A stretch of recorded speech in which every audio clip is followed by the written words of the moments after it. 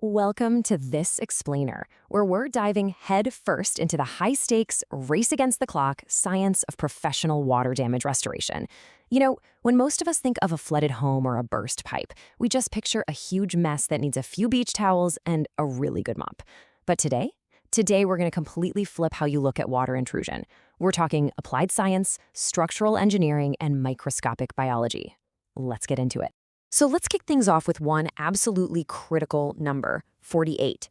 This is not just some arbitrary deadline someone made up. It is the exact number of hours it takes for microscopic moisture to trigger massive structural mold growth in your home. Literally, from the very second water breaches your plumbing or seeps through your foundation, an invisible biological timer just starts ticking. If that moisture isn't completely eradicated from the air, the wood, and the drywall within this exact 48-hour window, well, you aren't just dealing with a water problem anymore, you are dealing with a full-blown toxic biohazard. There's this quote from Fortress Water Damage Restoration that says, "Water doesn't wait, and neither do we." And that perfectly sets the stage for our explainer today. Because think about it, when a pipe bursts in the middle of the night, or a winter storm suddenly surges into your living room, every single minute compounds the destruction. Water is just relentless. It seeks the path of least resistance, wicking up your drywall like a giant sponge and seeping into subfloors you can't even see. The response to it can't just be casual. It has to be immediate. And honestly, it has to be overwhelming. All right, Section 1, the geography of risk, using Galt, California as our case study.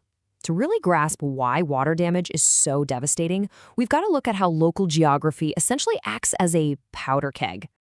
It's fascinating when you compare two distinct local risks right next to each other. Take historic downtown Galt, for example. Here, you're dealing with homes built before 1980. That means aging, galvanized pipes that are literally corroding from the inside out, leading to these sudden, catastrophic pinhole leaks hidden right inside your walls. On the flip side, if you're out in the newer developments like Valley Oaks, you're fighting a totally different enemy. You're up against saturated clay soil and agricultural runoff holding massive amounts of groundwater directly against your foundation. The crazy part is, the very ground a city is built on completely dictates its flooding vulnerabilities. Galt is essentially a perfect storm. You've got the swelling Cosamus River creating these low-lying floodplains. You've got summer agricultural irrigation pushing groundwater right up into crawl spaces.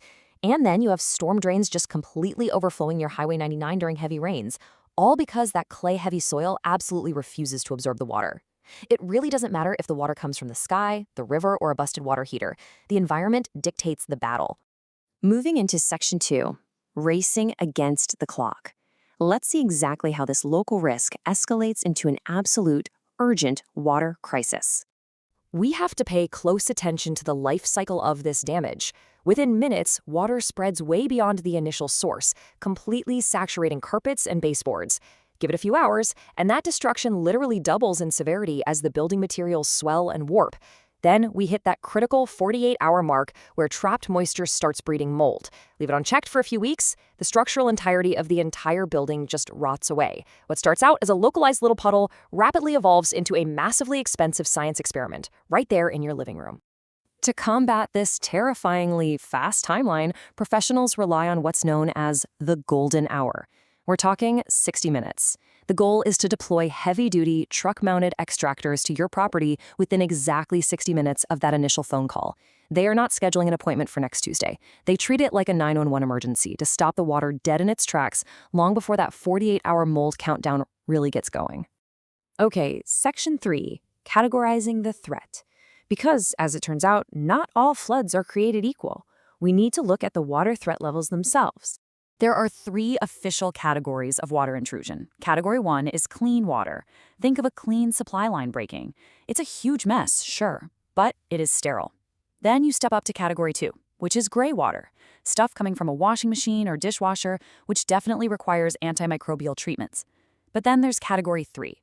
This is black water from sewage backups or that river flooding we talked about in Galt. This is a severe biohazard. Any porous material this water touches, whether that's your carpet, your drywall, or your insulation, has to be completely ripped out and disposed of. No exceptions. Guiding all of these strict treatments is something called the IICRC S500. It's basically the holy grail of water restoration. It is a rigorous, scientific standard that dictates exactly how different materials have to be handled. It makes sure that restoration is treated as a highly regulated, applied science rather than just some guy showing up with a mop and a bucket. This standard is literally the difference between a house that just looks dry on the surface and a house that actually is dry down to the studs. Section 4. The restoration process. Now that we've got a handle on the incredibly high stakes here, let's break down the 3 proven phases professionals use to actually reverse the damage. The process follows 3 strictly mandatory steps. First up is immediate emergency assessment and extraction. We're talking heavy submersibles and truck-mounted vacuums pulling thousands of gallons of water an hour. Second is continuous structural drying and monitoring over 3 to 7 days, which we'll actually look at closer in just a second. And finally, phase 3, full material restoration and reconstruction to replace the drywall, flooring, and insulation that just couldn't be saved. You simply cannot skip a single step without putting your home's safety at serious risk.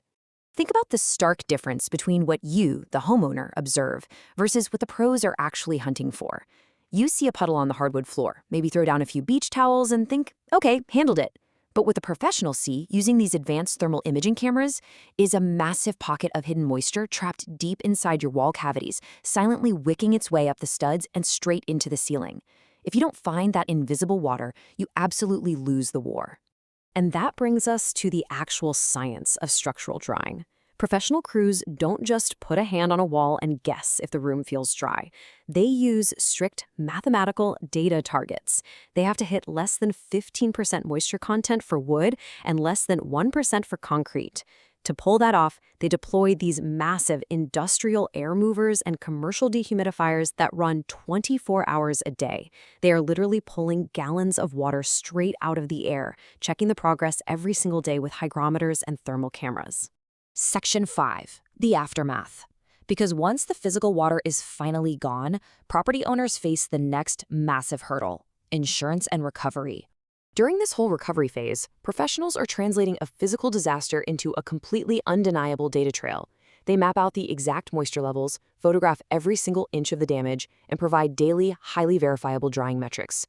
This creates a rock-solid evidence trail that they use to coordinate directly with the claims adjuster. It takes that massive burden of proof entirely off the shoulders of the stressed-out homeowner, making sure the claim isn't suddenly denied just because of a lack of proper documentation.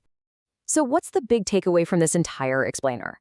It's that time and hidden moisture are your absolute worst enemies. Attempting a DIY cleanup with a standard shop vac, a couple of ceiling fans, and sheer optimism is a gamble you are almost certainly going to lose. Delaying professional intervention can, quite literally, turn a manageable, straightforward extraction into a catastrophic mold remediation project that forces you out of your house for weeks and costs 10 times as much. As we wrap up today's explainer, I really want to leave you with this thought.